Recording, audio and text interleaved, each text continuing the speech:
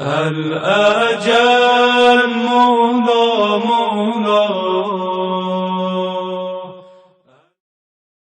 اعوذ باللہ من الشیطان الرجیم. بسم اللہ الرحمن الرحیم. امام عصر جب تشریف لائے ہمیں وہ 313 میں پائے، ہم اپنے آپ کو ایسا بنائے ہمیں وہ 313 میں پائے.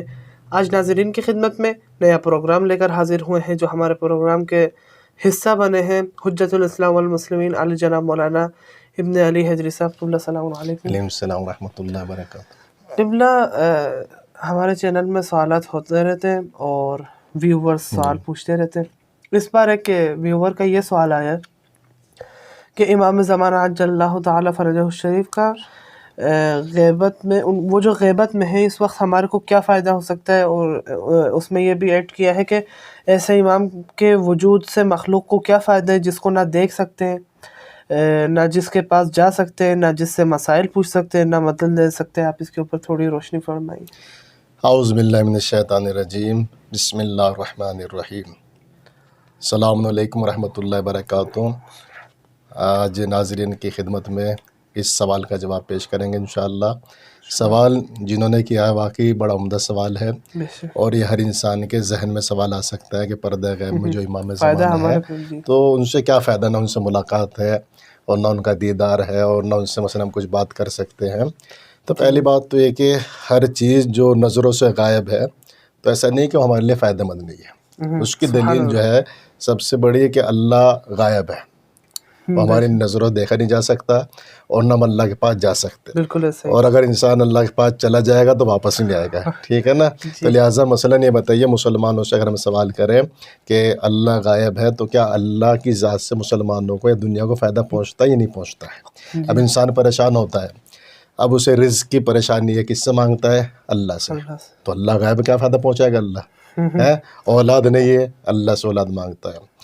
بیمار ہے، اللہ سے شفا مانگتا ہے. تو یہ ساری چیزیں مثلاً ایک اس ذات سے مانگی جا رہی ہے کہ جس کا وجود ہماری نظروں سے اوجھل ہے اور غائب ہے. صحیح ہے.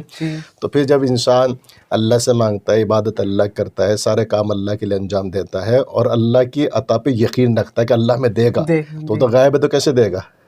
وہ غائب فائدہ کیسے پہنچائے گا؟ تو اگر یہ بات طے ہو گئی کہ اللہ غائب رہ کے بھی فائدہ پہنچا سکتا ہے تو کیا ولی اللہ غائب رہ کے فائدہ نہیں پہنچا سکتا؟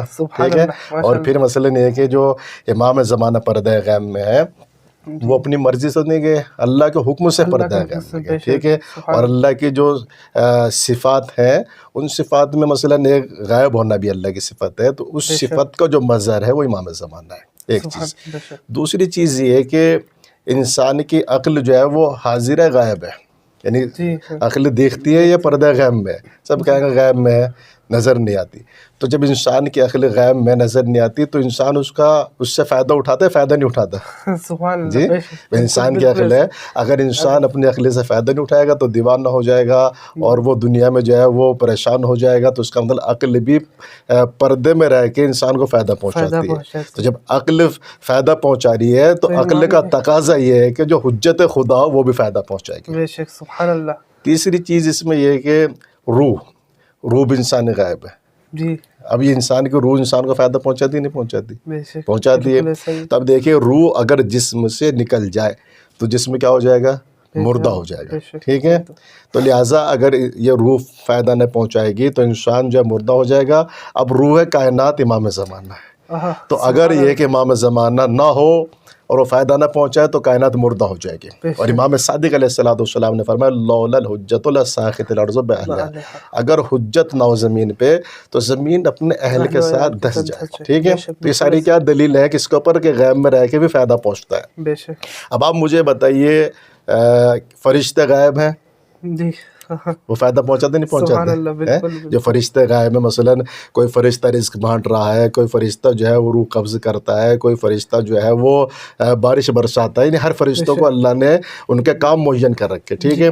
اب جنگ بدر میں کون آئے تھے؟ فرشتے. جنگ بدر میں جو فرشتے آئے تھے، فرشتوں کے ذریعے سے جنگ بدر کو فتح کیا گیا. تو اگر یعنی غیب میں رہنے والے فائدہ نہ پہنچاتے تو جنگ بدر جو ہے فتح کیسے ہوتی؟ تو یہ ساری چیزیں کس بات کی دلیل ہے کہ غیب میں رہنے والا بھی فائدہ پہنچاتا ہے.